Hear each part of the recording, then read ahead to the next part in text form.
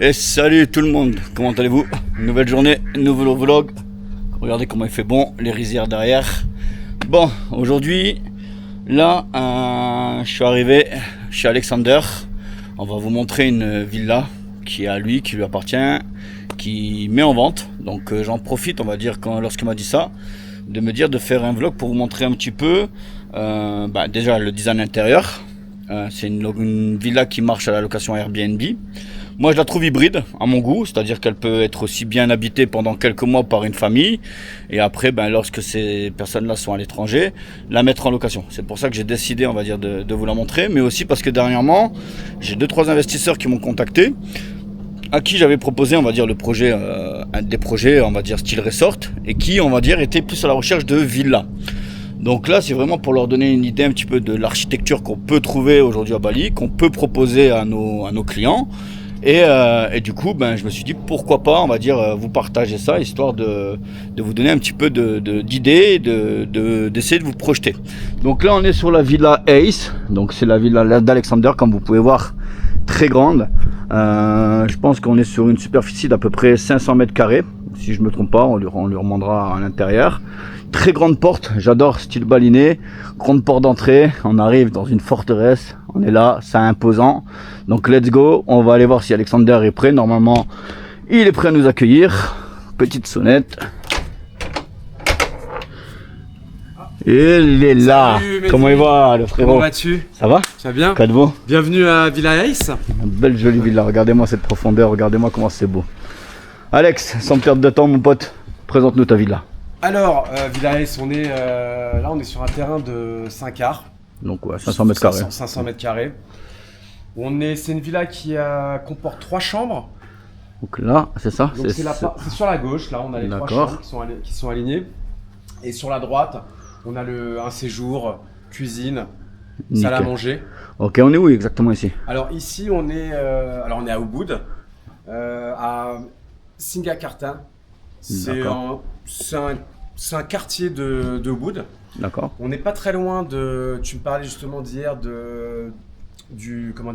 Monkey Forest. La forêt des singes, ouais. Exactement. Donc là on est à 7 minutes. Nickel, on est juste à côté. Ouais, on est à côté du centre. On est à côté du centre-ville. Nickel. Écoute, présente-nous un petit peu, on va dire, design extérieur. On va commencer par l'extérieur si tu veux bien. Je vois que là, tu as un espace, tu as la piscine. On voit que tu as essayé de faire une profondeur avec l'eau. Exactement. Alors déjà, d'une part, ce terrain, c'est un rectangle. Donc on a dû adapter le design par rapport aux proportions du terrain. Donc le but, c'était d'avoir un effet waouh. Parce que comme je te disais, cette villa, elle est louée principalement en daily, ce qu'on appelle un daily rent, c'est-à-dire journalier. Airbnb, c'est ça? Exactement, Airbnb, Booking.com, etc. Donc l'idée, c'était lorsque les clients viennent, c'est qu'ils ont un effet waouh, et donc avec une profondeur, et de voir évidemment les rizières, parce que le but c'est de pouvoir apprécier les rizières que tu vois au bout. D'accord. Bon, je vois que tu as pensé aux petits détails. Tu nous as mis la mascotte qui est là, vraiment Instagrammable pour faire les photos. Exactement. Villa Ace. Villa Ace, ouais, je vois que le petit détail, tu as été jusqu'au bout là, le petit A qui apparaît sur tes clés. C'est ça, hein? Oui. Le porte-clés. Exactement ça. Donc ça, j'imagine que c'est pensé pour, on va dire, la clientèle qui vient faire des photos, des shootings. Parce que on va pas se cacher, à Bali, c'est ça, c'est le tape à l'œil, c'est comment ça s'appelle, c'est les gens viennent, c'est pour avoir des souvenirs, un bon. Alors, beaucoup. C'est vrai qu'on a beaucoup de personnes qui viennent ici pour des influenceurs. On a également des familles. Cette villa, par exemple, on l'habite très bien avec des familles. Après, comme avoir des photos de souvenirs, ça fait toujours plaisir. Donc l'idée du design de cette villa, c'est d'avoir plusieurs environnements. Donc quand je dis des environnements, c'est aussi bien des environnements qu'on peut passer entre amis, en famille, donc différents coins de la villa, mais également de pouvoir avoir ce qu'on appelle des photos souvenirs, etc. Tu parles de ça, effectivement. Quel type de client, on va dire, on peut viser? Donc tu as dit famille, touriste, on peut viser un peu. C'est du hybride, si je comprends bien. C'est large. C'est large. On a aussi bien des familles que des couples, des personnes. On a déjà eu, là, il y a encore la semaine dernière, on a eu une seule personne qui a loué la villa complète. D'accord, c'est ouais. vraiment... Ça dépend des profils, voilà. Également, mais également, ça dépend pendant les saisons. D'accord, ça va dépendre pendant les saisons. Je vous montre un petit peu jusqu'au bout là-bas ce que ça donne. Je vois qu'à la piscine. Alors, donc là, on rentre en fait dans le coin Sunken. Donc le Sunken, c'est ce que tu as ici. C'est là. Il y a une capacité qui peut accueillir une bonne dizaine de personnes. Oui, 10-12 personnes. Je vois que tu as fait un petit tour avec de l'eau, ce qui donne un aspect assez sympa. Oui, en gros, quand on regarde la villa, on a l'impression d'être les pieds dans l'eau. Clairement, il y a de l'eau de partout. C'était l'idée, c'était mon idée en fait, d'avoir un mélange d'eau et également de nature. Donc lorsqu'on arrive, on a l'impression d'avoir un lagon et au fond du lagon, d'avoir des rizières à l'infini. C'est vraiment joli. On a une sensation de profondeur, c'est ça qui est. Exactement. De grandeur. On a l'impression que c'est.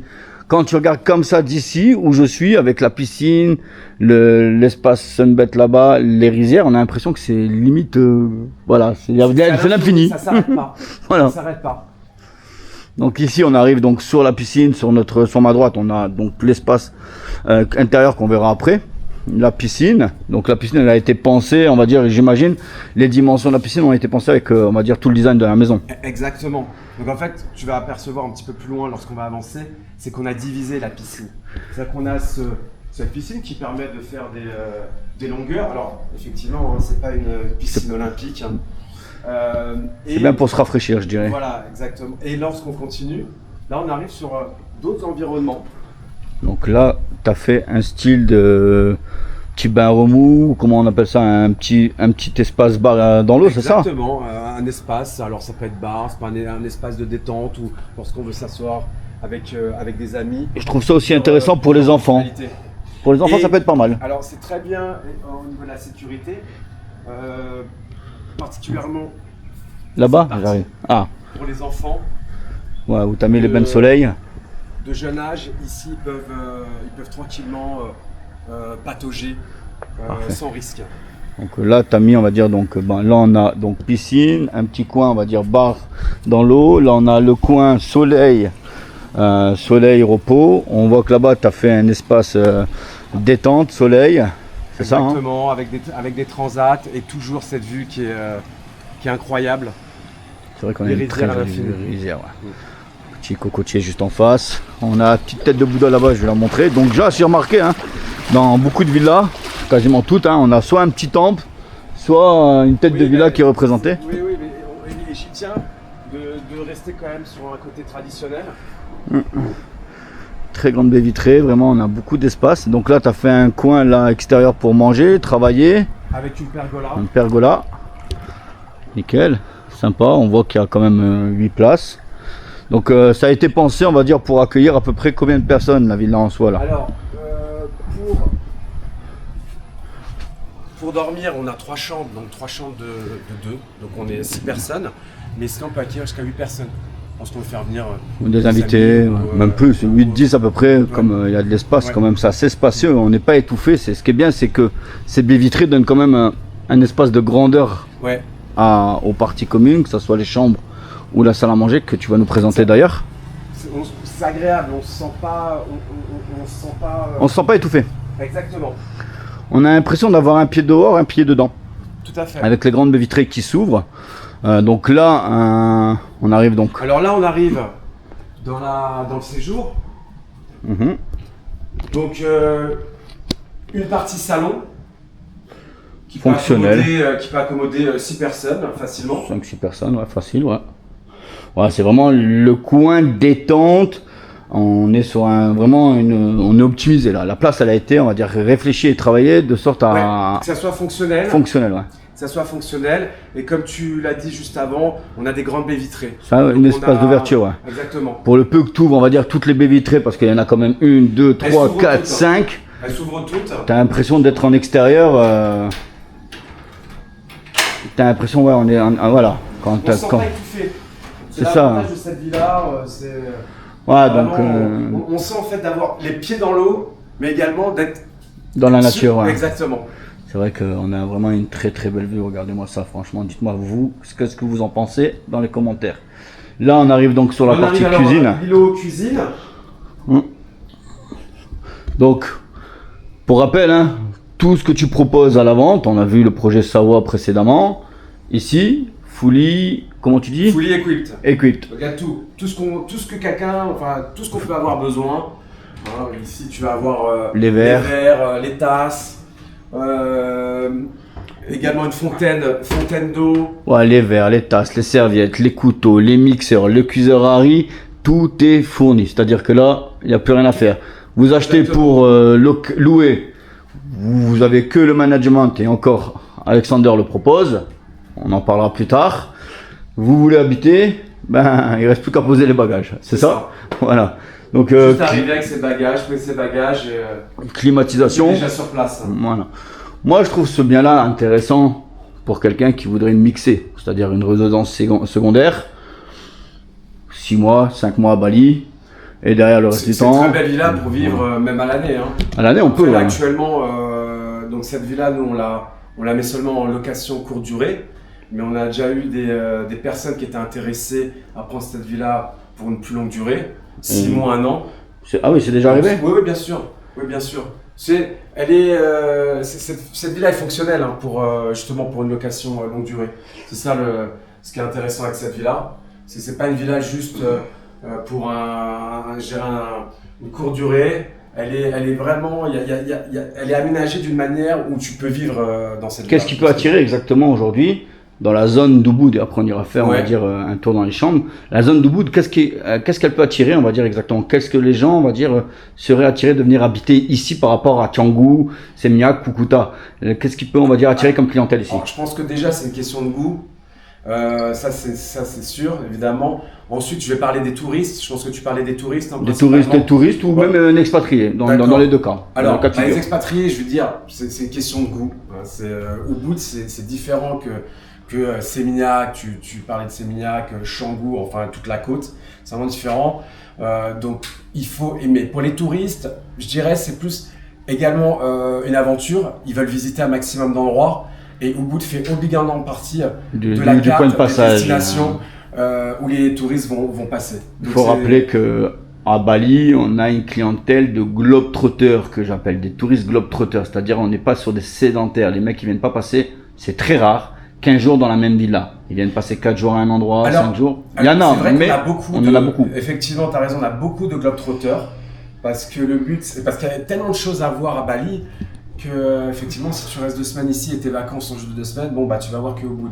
Après, on a également une clientèle donc qui connaissent déjà Bali, qui ont déjà fait en fait leur tour, qui eux par exemple ont décidé non bah je vais rester pendant toute la durée de ce séjour-là, je veux vraiment rester à Ubud parce qu'ils sont tombés amoureux d'Ubud. Moi ça m'est arrivé d'aller à Koh Samui, je prends un exemple en Thaïlande, j'avais bougé un peu partout droite gauche et je suis arrivé à Koh Samui, j'ai kiffé, je suis resté 15 jours. Ouais. Mais avant, j'avais fait Bangkok, Phuket, Pattaya, Koh Phi Phi. Tu connaissais? Voilà, je connaissais. Et quand je suis arrivé à Koh Samui, c'est vrai que j'avais pris une villa, on va pas dire dans le même style, mais 3 chambres, piscine, et j'ai voulu, on va dire, chiller, on va dire, pendant 15 jours en mode famille. Et c'est vrai que je suis resté. Quand je dis globetrotter, je vois pas les backpackers avec tu vois, les styles surfeurs. Non, quand je parle d'un globetrotter, c'est aujourd'hui les clients qu'on a, hein, on va dire, qui viennent dans des pays asiatiques, Thaïlande, Philippines, Bali. C'est beaucoup des gens qui, je trouve, aiment, comme tu as dit, découvrir. Aller à la découverte de la... Voilà, ils ont un itinéraire. C'est vrai que ça peut... Ici, un groupe d'amis, hein, facile, 3 couples peuvent avoir facilement, on va dire, accès à la villa parce qu'ils ont chacun leur intimité. D'ailleurs, tu vas nous montrer les chambres si tu veux bien. On va en profiter. Alors, par où? Il y a tellement de vitrées. Bon, oui. Effectivement, il y a la piscine juste au milieu, mais on a fait, on a un petit pont. Un petit pont.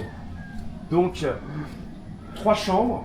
Ok. Ici, on a 2 chambres. Alors, chaque chambre avec évidemment salle de bain, douche, toilette.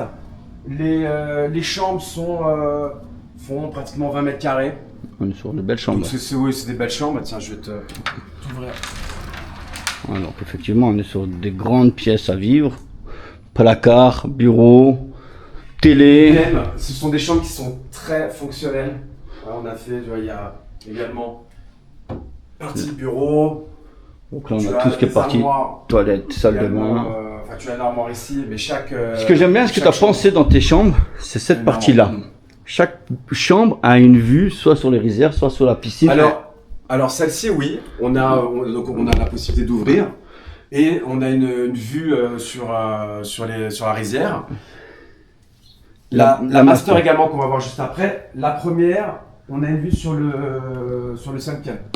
On a toujours une vue sur ah la non, rizière. ouais, c'est un peu plus loin. Ouais. Donc celle-ci, ouais, c'est pour les enfants. Ouais. Donc celle-ci, c'est même dimension, c'est ça? Exactement la même dimension. Je vais pas montrer la salle de bain à côté, je vais la montrer, je vais en profiter que c'est les mêmes, hein? Oui, oui. Parfait. Les deux premières sont exactement les mêmes. Ok, donc très grande salle de bain, comme vous pouvez voir. Mais il y a un peu d'espace. Hein. Il y a pas mal d'espace, ouais. Grande Avec douche. des plantes en extérieur, ça donne vraiment un côté de nature. Bali, Indonésie, très bien éclairé. Et on est sur des grandes chambres, effectivement, c'est très très spacieux. Tu nous montres la suite royale. Ouais. Alors on a également, Ah oui, ici on a comment ça s'appelle? On a une pièce de rangement. Buanderie. Et là, c'est suffisamment grande parce que souvent c'est le problème dans les villas. C'est vraiment d'optimiser. Là, on a vraiment de la place. Hein. On a encore, il doit y avoir 10 mètres carrés. C'était un peu moins 8 mètres carrés. Et également toilette pour les invités. Pour les invités. Tu disais tout à l'heure que c'était livré, fourni, complet. Il faut rappeler, et je pense qu'il est important de stipuler que tout ce qui est drap, serviette, tout est inclus. C'est inclus. Tout est inclus. C'est bien ça. Comme on disait, il n'y a rien à ajouter. Après, ensuite, évidemment, ça dépend du désir de chacun, bien sûr. De chacun, ouais. Alors, là, on va te montrer la master. D'accord, nickel. La master room. Vraiment, on a une idée de profondeur. On marche. Ah, master, sur la rizière. Donc là, vraiment, master. Attends, j'arrive. Et je fais un petit zoom là, rapidement.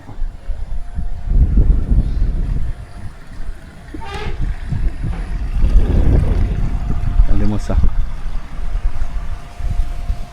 Et là, ce qui est bien avec la master, c'est que vous avez la vue qui est là et la vue là. Ouais. Et un accès des deux côtés. Donc là, très grande chambre, toujours télé, grande baie vitrée, accès visuel sur les rizières et sur la piscine. Grande salle de bain avec toilette. Toilette séparée. Là.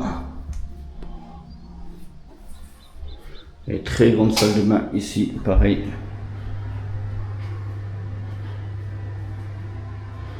Ok, nickel. Écoute, parfait. On va parler de choses, on va dire, importantes et utiles, je pense. Donc ça, c'est une villa qu'aujourd'hui, donc tu souhaites, on va dire, mettre en vente. Oui. C'est une villa qui est finie depuis combien de temps? Elle est sur le marché depuis combien de temps exactement? Alors, cette villa, elle a été finalisée il y a maintenant un petit peu plus d'1 an.